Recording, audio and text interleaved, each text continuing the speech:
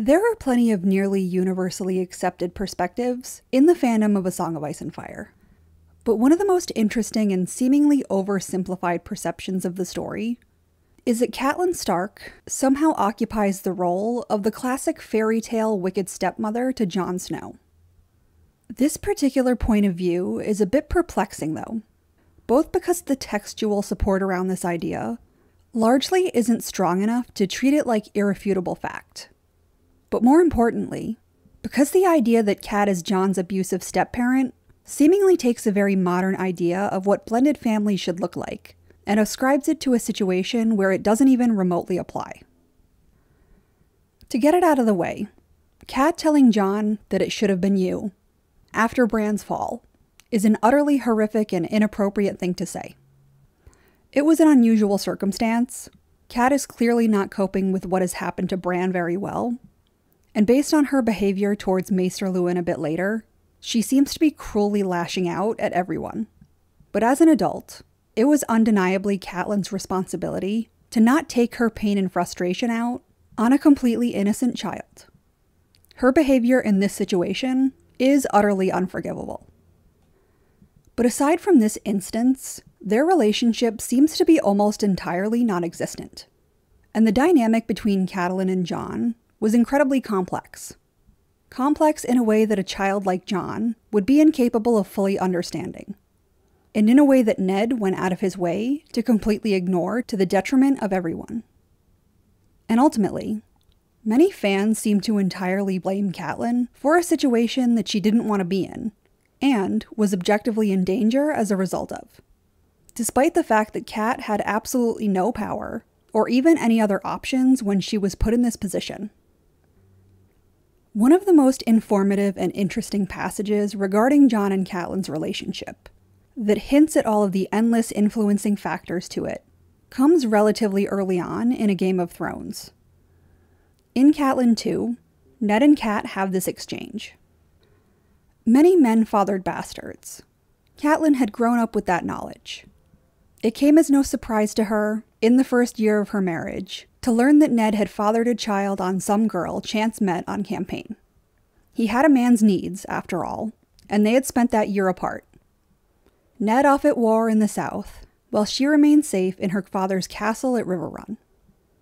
Her thoughts were more of Robb, the infant at her breast, than of the husband she scarcely knew. He was welcome to whatever solace he might find between battles, and if his seed quickened, she expected he would see to the child's needs. He did more than that. The Starks were not like other men. Ned brought his bastard home with him, and called him son for all the North to see. When the wars were over at last, and Catelyn rode to Winterfell, Jon and his wet nurse had already taken up residence. That cut deep. Ned would not speak of the mother, not so much as a word, but a castle has no secrets, and Catelyn heard her maids repeating tales they heard from the lips of her husband's soldiers. They whispered of Sir Arthur Dayne, the Sword of the Morning, deadliest of the 7 knights of Aerys' Kingsguard, and of how their young lord had slain him in single combat. And they told how afterward, Ned had carried Sir Arthur's sword back to the beautiful young sister, who awaited him in a castle called Starfall on the shores of the Summer Sea. The Lady Ashara Dayne, tall and fair, with haunting violet eyes.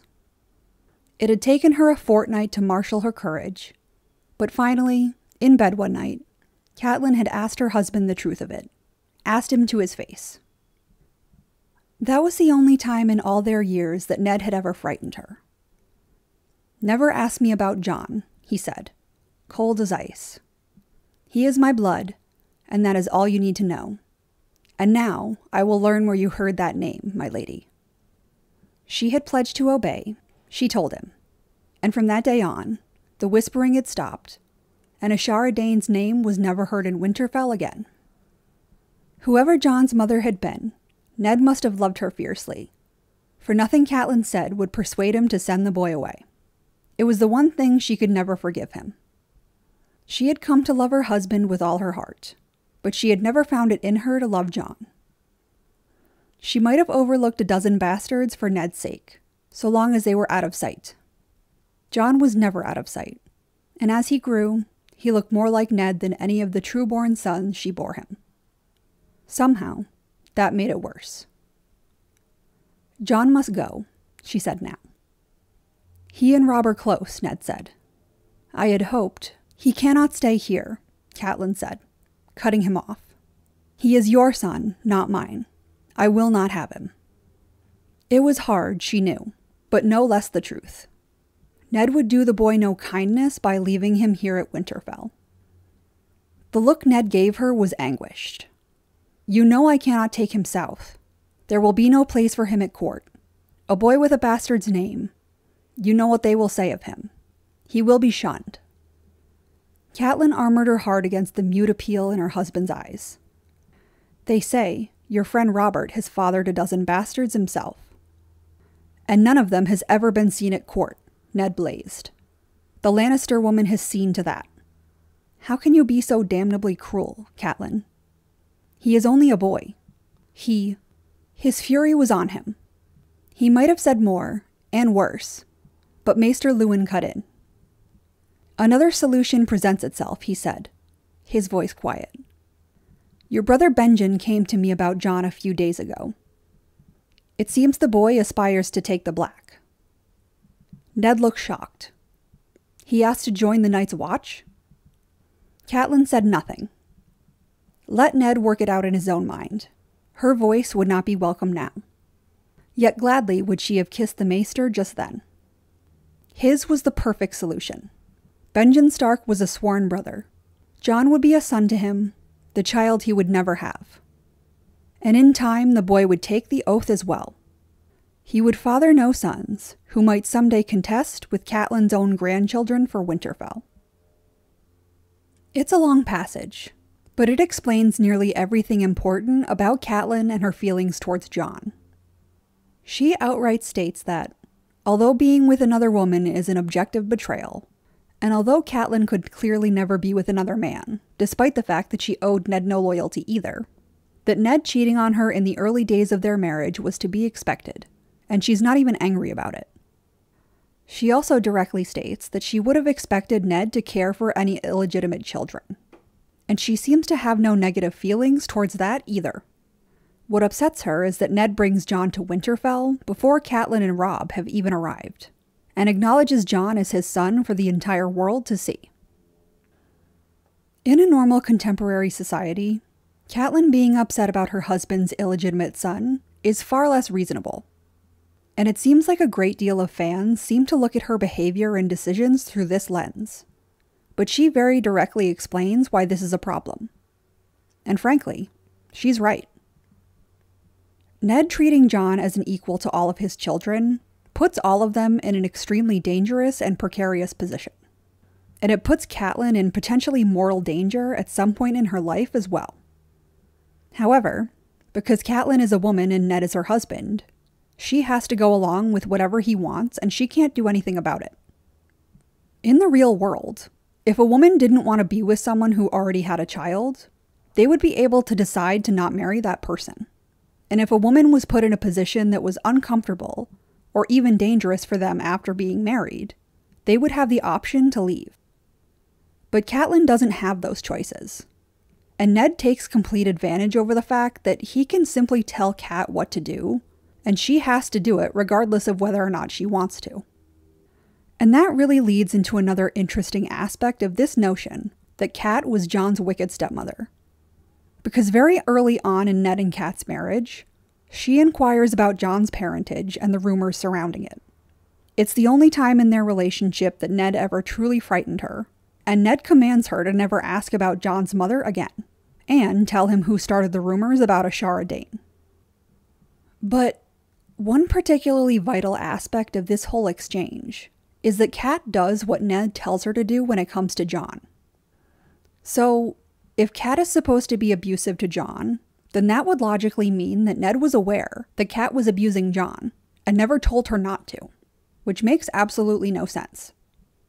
Interestingly, Ned also says that he can't take Jon from Winterfell to King's Landing, because he would be shunned.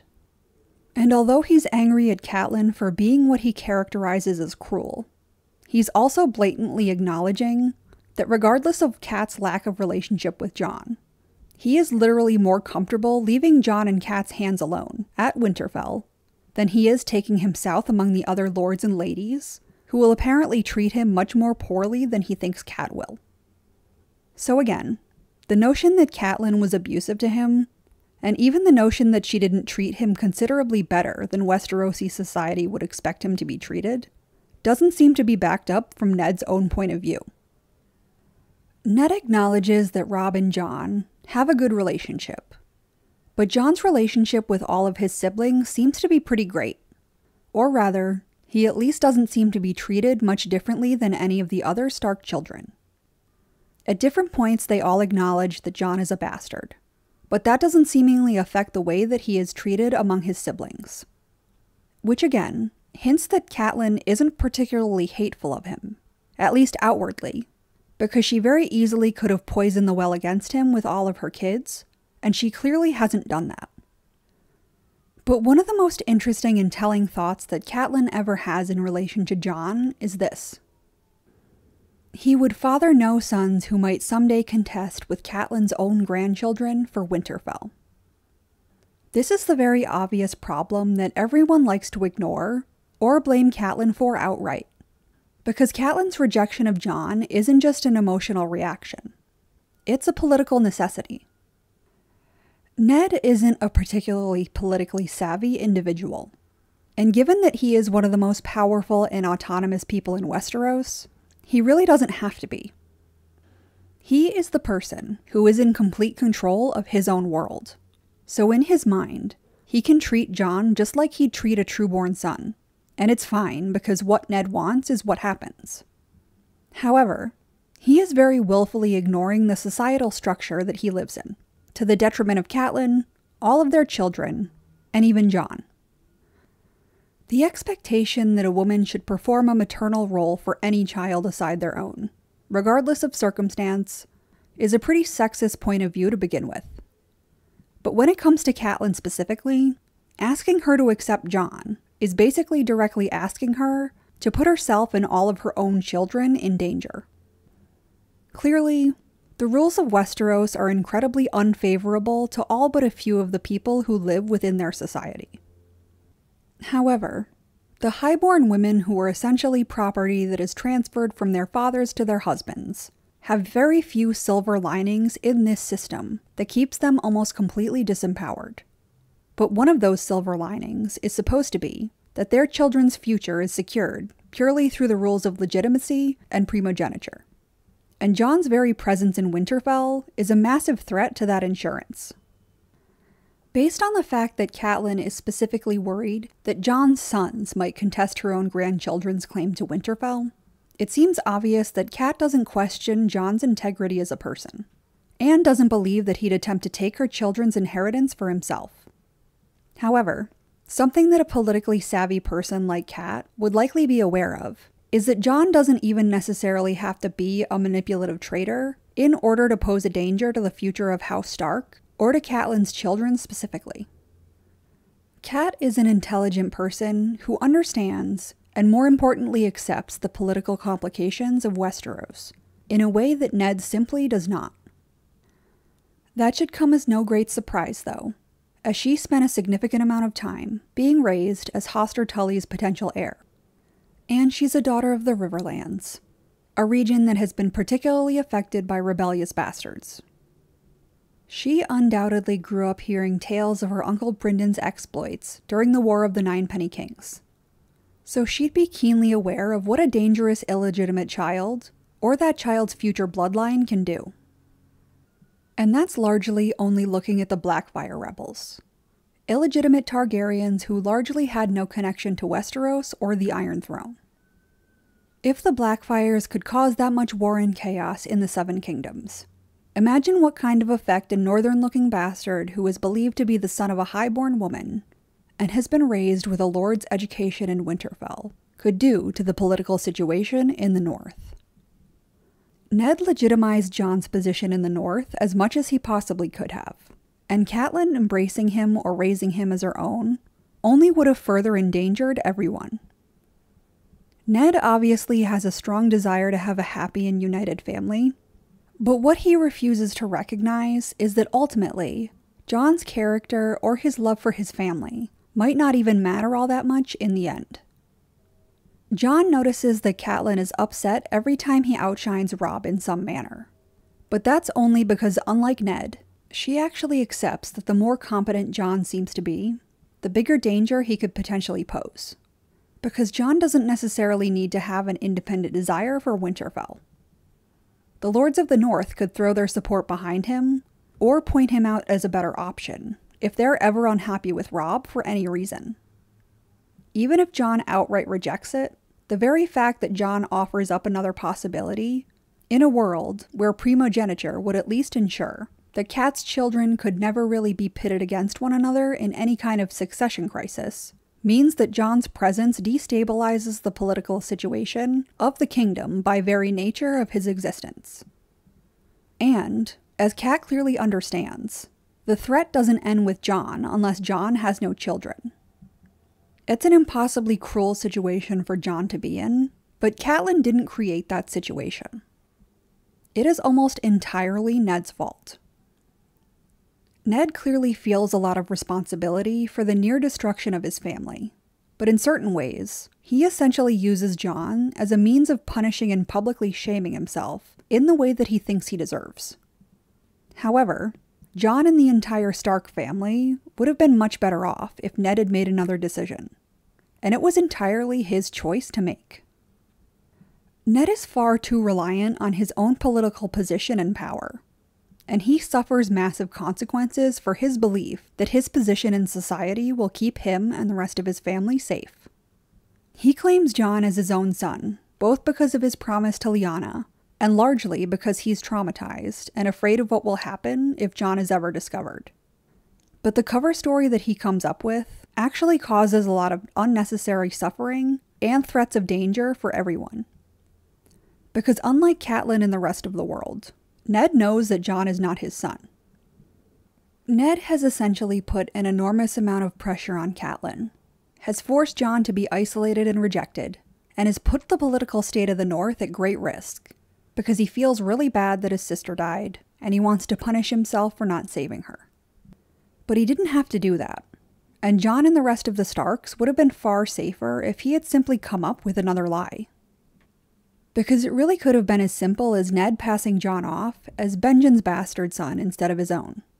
He could have raised him like his own son, raised him among the rest of the Starks, and he actually wouldn't have doomed Jon to a position where he would essentially have to forsake every possible future for his own family in order to prevent a potentially catastrophic succession crisis. Plus, obviously Catelyn wouldn't have been nearly as resentful or felt remotely threatened by Jon's presence. But Ned failed to think ahead or plan for Jon's future. And Ned failed to think ahead or even plan for any possible scenario where he wasn't the one who had control over the North and Winterfell. And that choice had terrible consequences for everyone. It's obvious that the vast majority of Catelyn's behavior towards Jon was driven by the fear of what would happen if he ever posed a threat to the future of her own children. And ironically, those fears have already been proven to be founded, as Jon has literally already been offered legitimacy and lordship over Winterfell to prevent Sansa and the Lannisters from inheriting it. Unsurprisingly, he has turned that offer down, despite the fact that he genuinely wants it. But Catelyn's instincts regarding what could happen as a result of Jon's existence seem to have been dead on. If the situation had only been slightly different, and Jon had made another choice, then Sansa would have become a nearly valueless hostage of House Lannister. And although they were likely planning on getting rid of her once she had given Tyrion children anyway, Stannis' offer of legitimizing Jon could have posed a mortal threat to Sansa despite the fact that as far as the world knew, she was the legal heir to Winterfell. Obviously, Catelyn's behavior towards Jon hasn't been unimpeachable, and it understandably had an effect on Jon himself. But she had no control over the situation whatsoever, so castigating her for being put in an entirely unfair position, and then not standing up to volunteer as a surrogate mother to a child that not only wasn't hers, but could pose a serious threat to the future of her entire family, is ridiculous. According to the actual text of A Song of Ice and Fire, it seems like the fan perception of Cat's hatred towards Jon is massively overstated as well. And, although Cersei Lannister should obviously never be the standard bearer for anything, it's worth acknowledging that if Ned had married Cersei instead, Jon would have been dead within a fortnight. Frankly, if he had been wed to any politically motivated and particularly cold woman, then Ned openly claiming Jon as his own bastard son probably would have gotten Jon killed very early on anyway. Ned's desire to do what he believes is honorable can be admirable, but realistically speaking, he is often willfully ignorant of the realities of the world, to the point where it endangers everyone around him. Ultimately, his commitment to honor, even when it so clearly conflicts with common sense, is what literally got him killed.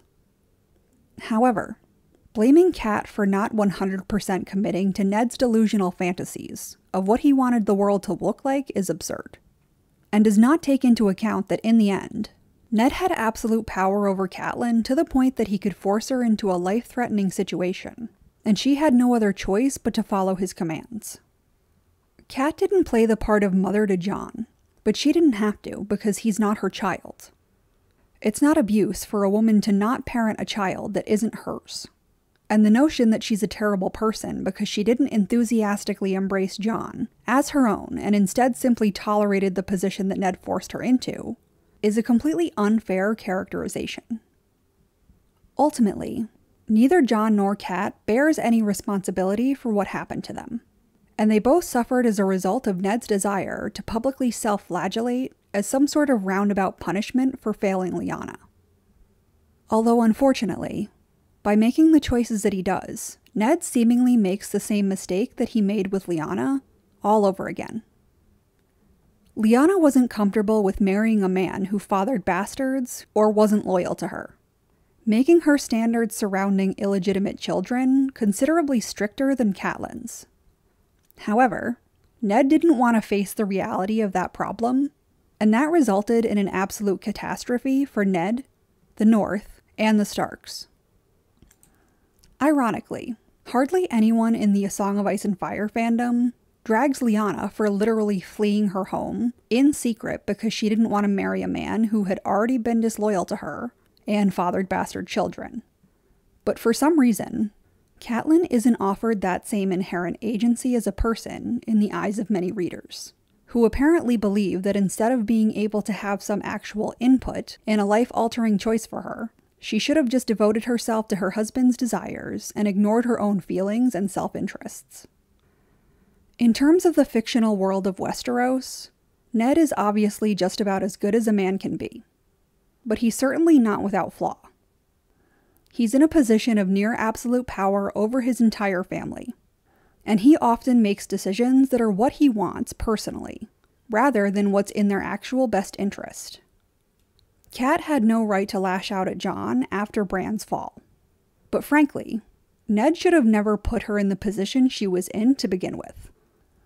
And the notion that she is a wicked stepmother because she lashed out once, after suffering indignity and insult in front of the entire world for a decade and a half, is ridiculously unfair. But what do you think? Is Catelyn's reputation as Jon Snow's tormentor deserved, or is it completely overblown? Leave your thoughts and opinions below, and if you're interested in more content like this, like and subscribe.